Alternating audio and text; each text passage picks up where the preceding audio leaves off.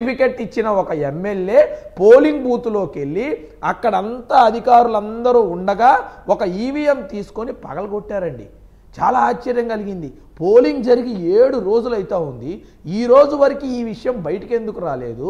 ఈ రోజు వరకు దీని మీద యాక్షన్ ఎందుకు తీసుకోలేదు? ఈ రోజు వరకు దాని మీద కేసు ఎందుకు పెట్టలేదు చంద్రిక గారు? అసలు పీపుల్స్ యాక్ట్ 1951 ప్రకారం సెక్షన్ 3 ప్రకారం చాలా కీలకమైన అంశాలు అందులో ఉన్నాయండి. పబ్లిక్ ప్రాపర్టీ ఏదైనా సరే డ్యామేజ్ చేసినట్టు కనుక ఉంటే మినిమం 5 సంవత్సరాలు జైలు శిక్ష అండి. ఎవరైతే అధికారులు విధుల నిర్వహణ వాళ్ళ విధులని ఆటంకాలు కలిగించినట్టుంటే 2 సంవత్సరాలు జైలు శిక్ష. ఈ 2 కూడా కనుక 2 సాక్ష్యాలతో దొరికారు కాబట్టి ఇతన్ని అనర్హత వేటు వేయాల్సిందే. అసలు ఇతని మీద అనర్హత వేటు ఇమీడియట్గా ప్రకటించాల్సిందే. కౌంటింగ్కి ముందే దీని మీద ఖచ్చితంగా న్యాయపరమైన చర్యలు తీసుకోవాలి. ఎందుకంటే విజువల్స్లో క్లియర్ కనబడతా ఉన్నాయి.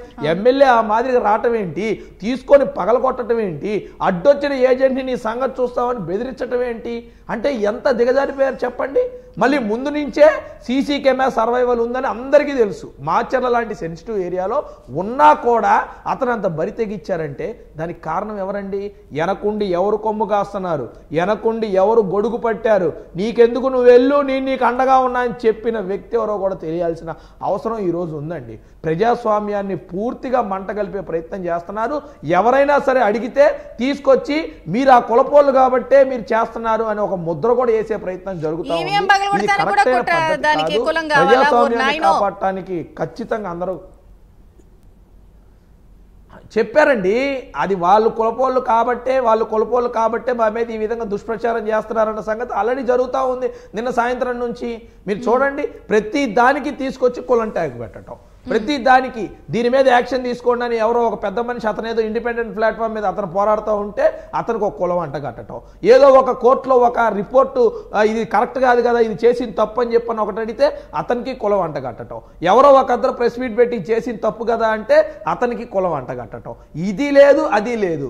చివరికి వాళ్ళకున్న ఏకైక ఆప్షన్ ఏంటంటే ప్రతి దానికి కులం అంట కట్టి ఒకళ్ళ ప్రజా సమస్యల మీద పోరాడకుండా మాట్లాడకుండా చేసి అక్కడికి ట్రిగ్గర్ చేయాలి.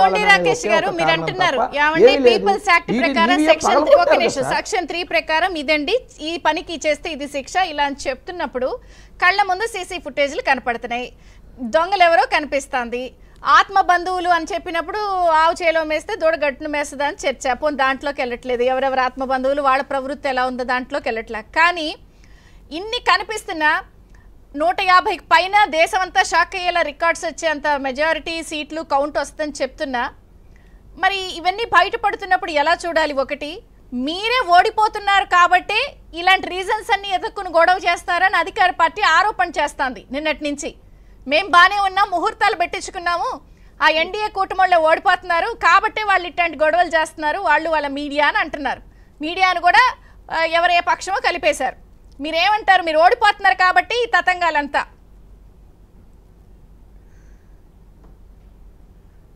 నేను ఒకటే అడుగుతున్నా చంద్రిక గారు, మేమే గనక ఓడిపోయేటట్టయితే ఈవీఎం పగలగొట్టాల్సిన అవసరం ఎమ్మెల్యేకి ఎందుకు వచ్చింది? మేమే గనక ఓడిపోతున్నట్లయితే చంద్రగిరిలో మా ఎమ్మెల్యే అభ్యర్థి మీద కారుతో 100 మంది రౌడీ మూకలతో దాడి చేయాల్సిన అవసరం ఎందుకు వచ్చింది? ఈ రోజు వరకు గత 4 సంవత్సరాలు 5 సంవత్సరాల నుంచి వాళ్ళు ప్రభుత్వంలో ఉన్నప్పుడు మా మీద అనేక ఆరోపణలు చేసి ఏది కూడా ఒక్కటి కూడా నిరూపించలేకపోయారు. సరే, అది వేరే సబ్జెక్టు. ఈ ఎలక్షన్ టైంలో అయినా సరే ఇన్ కేస్ తెలుగుదేశం పార్టీ వారు కనుక దాడిలో ఉన్నారు అని తెలిస్తే ఎలక్షన్ కమిషన్ కన్నా ముందు, వాళ్ళు చెప్పే మీడియా ఛానల్స్ కన్నా ముందు వీళ్ళే ఏదో